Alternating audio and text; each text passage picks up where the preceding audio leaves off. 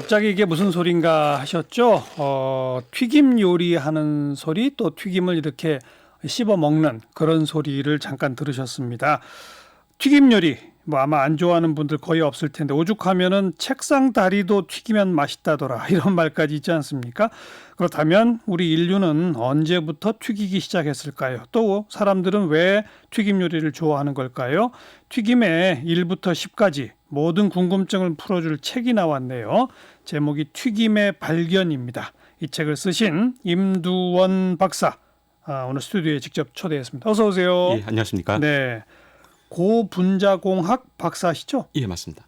고분자공학이 뭐 하는 곳이에요? 저희가 물질의 기본 단위를 보통 분자라고 얘기를 하잖아요. 네. 그러니까 아주 작은 분자들을 쭉 저희가 결합을 시켜서 큰 분자를 만드는 게 이제 고분자 공학인데요. 예. 뭐 저 일반인들이 쉽게 접할 수 있는 고분자로 만들어진 물질이 플라스틱 같은 재질이거든요. 예, 예. 그래서 플라스틱 같은 좀 새로운 소재를 합성하는 과학 분야다라고 이해를 하시면 될 것 같습니다. 그리고 지금 연구기관에 계시죠? 예, 국립과천과학관에서 과학 대중화 업무 좀 하고 있습니다. 튀김하고 무슨 관련이 있으세요, 그러면? 예, 제가 사실 그런 질문 굉장히 많이 그러니까요. 받는데요. 예. 사실 과학자기도 하지만은 제가 뭐 튀김을 좋아하기도 하고 제가 사실 튀김을 주제로 과학 이야기를 좀 쓴 이유 중에 하나가 제가 과학 대중화 업무를 좀 하고 있거든요.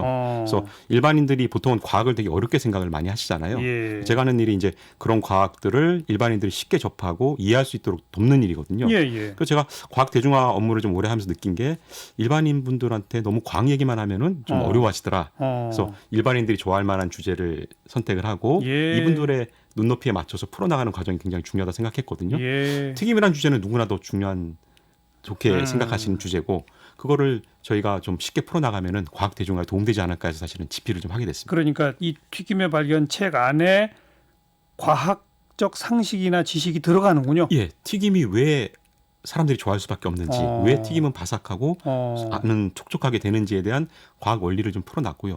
사실 뭐 과학적 원리 외에도 사실은 저희가 튀김을 볼 때 과학적 관점 외에도 역사나 문화적인 관점에서도 사실은 튀김 요리가 굉장히 독특하거든요. 그렇죠. 그런 부분들을 좀 종합적으로 담아서 한번 저희가 대중들한테 좀 예. 접근하고자 책을 좀 썼습니다. 방금 뭐 저자가 직접 언급하신 왜 사람들은 튀김을 좋아할 수밖에 없느냐. 예. 그거에 과학적 근거가 있어요? 뭡니까? 예, 저희가 생각하는 과학자들이 생각하는 과학적 근거는 일단 튀김 요리의 가장 큰 특징이 기름진 맛이잖아요. 그렇죠. 그러니까 예. 저희 뭐 과학 용어로는 지방이 이제 풍부하다고 얘기를 하는데 지방이라는 성분 자체가 다른 뭐 탄수화물이라든지 단백질에 비해서 에너지 효율이 굉장히 좋습니다. 뭐 네. 2배 가까이 된다고 하는데 예. 같은 양을 먹었을 때 에너지를 2배로 얻을 수가 있는 거죠. 예. 인간이 보통 저희가 인류들이 살아오면서 지금처럼 풍요로운 시대보다는 되게 궁핍한 시대를 많이 지났는데 그런 시절에 인류가 지방을 많이 섭취할 수 있으면 생존에 굉장히 유리했을 겁니다. 네. 그러니까 그 지방에 대한 선호가 사실은 굉장히 강했을 거고요. 그게 저희 DNA 속에 각인이 된 거죠. 그래서 기름진 튀김을 입에 넣으면은 뇌가 명령을 하는 거죠. 이거 너한테 꼭 필요한 거니까 계속 먹어. 많이 먹어도 기회 될 때 먹어도 그러니까 저희가 튀김을 끊을 수가 없게 된 거죠. 네. 예. 그런 원리가 가장 큰 원인인 것 같습니다. 에너지를 많이 생산해내는 그런 예. 것이다. 또 겉은 바삭하면서 속은 촉촉한 촉촉한 느낌도 사실 식감도 굉장히 중요하거든요. 그거는 예. 어떤 과학적 근거에서 나오는 겁니까? 일단 뭐 과학적 근거 설명드리기 전에 예. 왜 바삭한 식감을 좋아하는지도 사실 예, 과학적 예. 이유가 좀 있거든요. 뭐예요? 저희 또 아까 저희 오래된 조상들 얘기를 드려야 되는데 이 조상분들께서 아마 잡식성이었습니다. 그러니까 뭐 고기도 사냥도 하기도 하고 과일도 따먹기도 했는데 사냥이 워낙 좀 힘들기도 하고 힘들고 위험하기도 하기 때문에 주로 채집 생활을 많이 했었습니다. 야채, 과일, 야채나 과일, 뭐 예. 때에 따라서는 단백질 필요하면 약간 곤충도 좀 씹어 먹기도 했었고요. 곤충, 예, 바삭한 곤충, 뭐 풍뎅이 같은 것들도 먹기도 큰 했습니다. 짐승은 잡기 어려우니까 예. 그렇겠네요. 그러면 사실 이제 식습관이 그런 과일이나 야채에만 익숙해져 있을 텐데 과일, 야채를 입에 넣었을 때 사실 아삭거리는 식감이 있거든요. 그게 사실 비슷한 게 이제 튀김의 바삭거리는 식감. 예, 그래서 그러한 습성이 또 DNA에 각인돼 있다라고 주장하시는 사실 과학자분들도 계시고 저도 그 부분에 대해서는 좀 어느 정도 동감을 하고 있어서 안 씹어봤습니다만 풍뎅이를 씹으면 바삭거릴까요? 겉에 이제 그 껍질이 좀 dak딱하지 않습니까? 그런 부분들이 그 튀김의 겉이 좀 바삭하고 안은 촉촉한 부분하고 좀 유사하기 때문에 그렇게 주장하시는 분들도 있고요. 예. 그 원시 시대부터의 어떤 인류 DNA 속에 그런 게 있다. 예, 지방을 선호하고 바삭한 식감에 대한 선호도가 좀 반영이 되지 않았을까라고 좀 추측은 좀 하고 있습니다. 그리고 튀김 요리의 결과물이 그렇게 겉은 바삭하고 속은 촉촉하게 되는 과학적 이유는 과학적 뭐예요? 원리가 사실은 그 튀김에 튀김옷에 좀 있습니다. 보통 튀김옷을 만들 때 이제 밀가루를 많이 사용을 하는데요. 예. 밀가루에 들어있는 저희가 글루텐이라는 단백질 성분이 있는데요. 이 글루텐 단백질 성질이 물을 넣어서 반죽하게 되면은 수분을 먹고 좀 탄력성 있는 막을 형성할 수가 있습니다. 네. 이 막이 이제 저희가 뜨거운 기름에 들어가면은 물이 온도가 올라가면은 기화해서 수증기로 날아가지 않습니까? 근데 보통 물이 기화될 때 부피 팽창이 엄청나게 일어나거든요. 예. 예를 들어서 종이컵 한 컵 분량을 저희가 기화를 시켜서 수증기를 만들면은 1.5리터 페트병 한 170개 정도 분량으로 급격하게 부피 팽창이 일어납니다. 그래서 튀김옷에 있던 그 작은 수분들이 팽창을 하면서 날아가면서 이 튀김옷에 눈에 보일 정도로 구멍들이 숭숭숭숭 뚫리게 되는 거죠. 그래서 이 구멍 구조를 저희가 과학에서는 다공질 구조라고 하는데요. 이 다공질 구조가 바삭한 겉표면을 만드는 원리가 되겠고요. 그러면은 고온의 기름에 넣었을 때 겉은 바삭해지는 건 이해가 됐는데 왜 속은 안 타느냐? 속도 바삭하게 돼야 될 텐데 그것도 또 튀김옷에 또 그 비밀이 있습니다. 예. 그 밀가루 안에 아까 단백질 말씀드렸는데 단백질 외에도 전분이라는 물질이 같이 들어있거든요. 그렇죠. 이 전분은 물하고 혼합해서 가열하게 되면은 약간 끈적끈적한 막을 형성합니다. 일반적으로 쌀을 물을 많이 넣어서 끓이게 되면은 죽같이 되는 약간 그 현상이거든요. 그래서 그렇게 되면 얇은 막이 형성이 되고 이것이 이제 또 수분이 건져서 날아가면은 이 식재료를 감싸는 예. 전분 막이 형성이 되는데 이 막이 역할이 이제 뜨거운 기름이 식재료로 들어오거나 아니면 식재료에서 수분이 바깥으로 나가는 걸 막아주죠. 그러니까 안에 있는 고기는 타지 않으면서도 촉촉한 상태를 유지할 수 있는 거고. 그래서 이 두 가지 식감의 대비를 과학적 원리로 설명을 할 수가 있습니다. 그러네요. 예. 튀김 요리는 언제쯤 시작됐을까? 생각해 보면 먼저 이제 불에다가 뭔가를 이렇게 구워 먹는 것부터 시작했을 거고, 예, 맞습니다. 물을 함께해서 삶아 먹거나 쪄 먹거나 이렇게 됐을 거고. 근데 기름을 따로 빼가지고 기름을 팔팔 끓여서 거기에 뭔가를 넣는다? 이건 그렇게 오래된 것 같지 않은데요? 그래서 튀김이란 요리가 사실 역사가 가장 짧은 요리긴 하고요. 말씀하신 것처럼 불에 굽는 요리, 삶는 요리 같은 게 가장 먼저 나왔을 거고 튀김이 탄생하려면은 충분한 양의 이제 기름이 있어야 되니까 아마도 기름을 인류가 생산하기 시작했던 시기부터 튀김이 만들어졌을 거라 추정을 하고 있습니다. 그게 언제쯤이에요? 그게 이제 중동 지방에서 올리브유가 처음 생산이 됐는데요. 그게 한 기원전 4,000년경에 보면 유적들이 등장하기 시작하거든요. 항아리에 이제 담겨 있는 올리브유가 발견되는데 저희가 추측할 때는 대략 한 그 시전, 그러니까 기원전 4,000년경부터 일부 이제 튀김 요리가 시작됐을 거라 생각이 되는데 그 당시만 해도 튀김이 너무 비쌌기 때문에 대중적인 요리로 자리 잡지는 못했었고요. 일부 아마 부유한 계층들이 좀 약간 별미로 아마 해먹었을 가능성이 있고요. 튀김이 본격적으로 저희가 대중 요리 된 거는 그 이후에 이제 중세 시대 때 유럽에 오면서 기름도 많이 생산이 되고 또 이제 일반인들이 많이 접하게 되면서 대중화되게 됐습니다. 네, 튀김에서 제일 보편적이고 많이 먹는 게 치킨이죠. 예, 치킨 한국 사람들 워낙 좋아하시기 때문에. 그죠. 예. 이게 시작은 미국이라면서요? 시작은 저희가 지금 알고 있는 그러니까 프라이드 치킨 형태.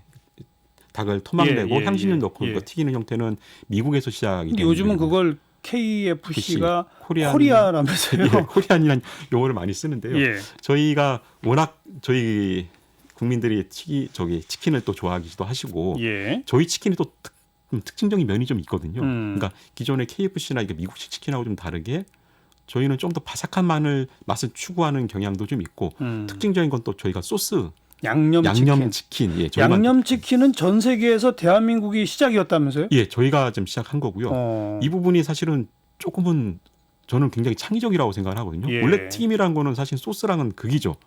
바삭한려고 만들었는데 거기다 소스를 벗어 눅눅하게 만든다는 게 어떻게 보면 안 맞는데 사실은 그 바삭함을 좀 포기하더라도 사실은 다양한 풍미를 준다는 얘기죠. 그래서 치킨 맛을 좀 더 다양화시킨 건데요.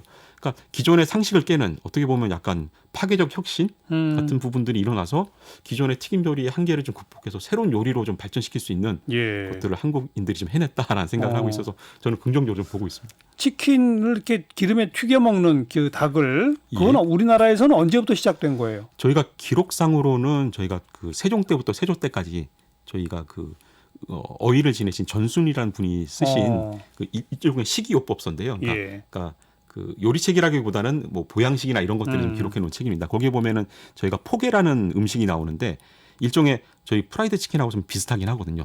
닭을 튀기는데 사실 그 당시 기름이 좀 귀하기도 하니까 풍덩 담가서 튀기는 게 아니고 얇게 기름을 두르고 거기에 앞뒤로 약간씩 좀 튀기는 형태로 조리가 된 요리입니다. 그래서 이거를 기록상에 세종대왕께서도 약간 보양식으로 드셨다고 좀 전해집니다. 그래서 그러니까 그 아주 좀 저희도 이 치킨에 대해서는 역사가 좀 오래돼 있죠. 조선 초기부터 예. 그때부터 기록이 있다는 얘기로군요. 예, 보양식으로 좀 드셨다는 얘기입니다. 자, 요새 하나의 논쟁점으로 떠올라 있는 탕수육. 부먹이냐 찍먹이냐 뭐 이런 거 있잖아요. 예, 저도 질문 많이 받고 있습니다. 그 과학적 원리로 따지면 탕수육은 어떻게 먹는 게 더 맛있는 겁니까? 과학적 원리로 따지고 역사적으로 기원적으로 사실은 봐도 부먹이 맞다고 저는 생각을 합니다. 그래요? 원래 예, 이게 부먹이 아니고 찍먹 형태나 아니면 다른 튀김처럼 만들었으면 좀 더 바삭한 식감을 강조했을 가능성이 예. 있거든요. 그러면 처음부터 바삭하게 만들었을 거고요. 근데 전분 가루를 넣어서 좀 바삭함보다는 축축하게 고기를 튀겼다는 얘기는 아예 그러니까 소스를 부을 거를 전제로 해서 튀김이 나왔을 가능성이 많죠. 그래서 부먹은 원래 그 원칙적으로는 아니 탕수육은 원칙적으로는 부먹이 맞다고 생각하는데 아까 치킨 말씀드렸던 것처럼 사실 또 상식적으로 파괴도 가능하거든요. 그래서 저는 찍먹파는 뭐 그 개인적인 기호기 때문에 제가 존중하기도 하고 찍먹파들이 탕수육의 기본적인 상식을 깨고 사실은 새로운 시도를 하신다고 보거든요. 그래서 요리의 발전에 있어서는 상당히 또 찍먹파들이 중요한 역할을 하지 않으실까라는 생각. 제 기억에도 옛날 과거에는 중국집 탕수육 시키면 그냥 무조건 부어 갖고 나왔어요. 예, 맞습니다. 지금도 저 부엌에서 나오는 집이 많고요. 아마 이 배달 문화가 정착이 되면서 맞아요. 소스를 따로 담다 보니까 담다가 찍는 시도를 많이 하시는 것 같아요. 그냥 묻지도 따지도 않고 그냥 부었었는데 옛날에는 예, 맞습니다. 예. 누군가 그거를 이렇게 시도한 거군요. 예, 저는 그 부분이 되게 찍어 먹어보자. 창의적이라고 생각을 하고 요리의 발전을 그런 분들이 사실 이끈다고 또 생각을 하거든요.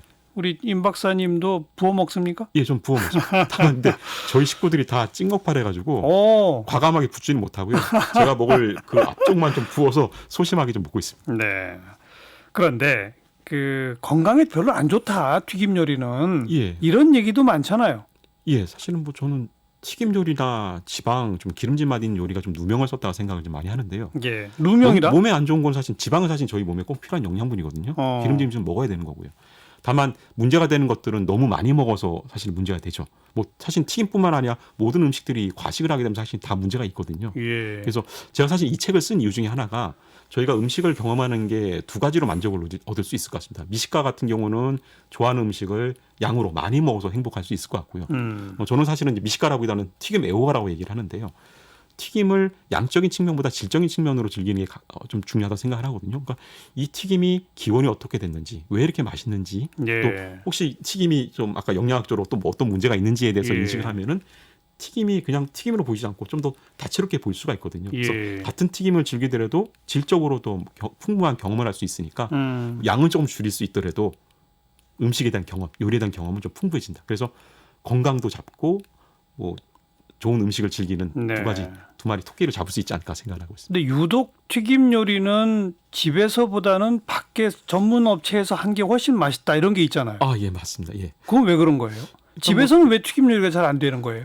일단 요리사분들이 워낙 그 쌓인 내공이 있으시니까 그것도 중요할 것 같고요.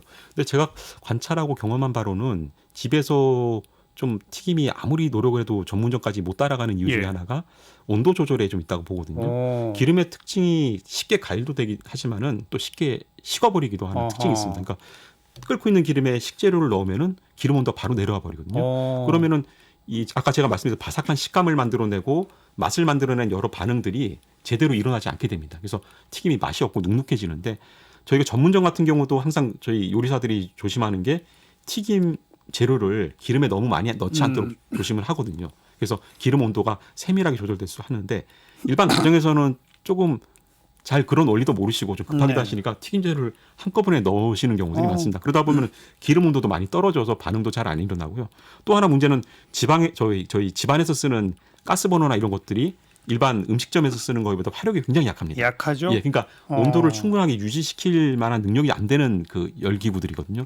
그러다 보니까 이제 기름 온도 저하 문제가 더 크게 나타나는 거죠. 그래서 저는 일반 가정집에서 어떻게 하면 맛있게 좀 할 수 있냐라고 레시피를 많이 물어보시는데 저는 그런 레시피보다는 기본적인 원칙, 그러니까 온도 조절만 신경 써도 상당히 고품질의 음식을 얻을 수 있으니 좀 인내심을 가지셔라. 그러니까 한꺼번에 넣지 마시고 한 땀 한 땀 차근차근 튀김재를 넣고 하나씩 즐기시는 게 좀 좋은 품질의 튀김을 즐길 수 있는 비법이다라고 보통 말씀드리고 있습니다. 기름을 근데 자꾸 반복 사용하면 또 안 좋은 거죠. 예, 반복 사용하게 되면 기름에 저희가 산패라고 해가지고 일종의 산화 반응이거든요. 그러니까 기름이 좀 처음에는 맑은데 좀 오래된 기름들은 약간 탁하지 않습니까? 그렇죠. 이런 산패 반응들이 일어나서 이런 산패 나올 때 그 부산물들이 몸에 굉장히 안 좋거든요. 그래서 오래된 기름들은 즉시 폐기를 좀 해야 되고 예. 좀 자주 사용하지 않도록 좀 주의할 필요가 좀 있습니다. 예. 옛날에는 무슨 뭐 공업용 그 유지를 써서 우지, 예.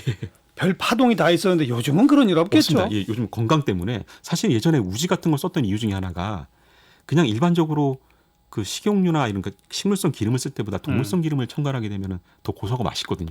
예전에 맛 때문에 일부 요리점이나 이렇게 했던 부분들이 뭐 돼지 기름, 소기름들을 좀 섞어 쓰는 경우가 있었는데 지금은 이제 식물성으로 쭉 그게 워낙 건강에 안 좋기 때문에. 튀김의 발견이라는 재미난 책 써오신 임두원 박사 만났어요. 고맙습니다. 예, 감사합니다.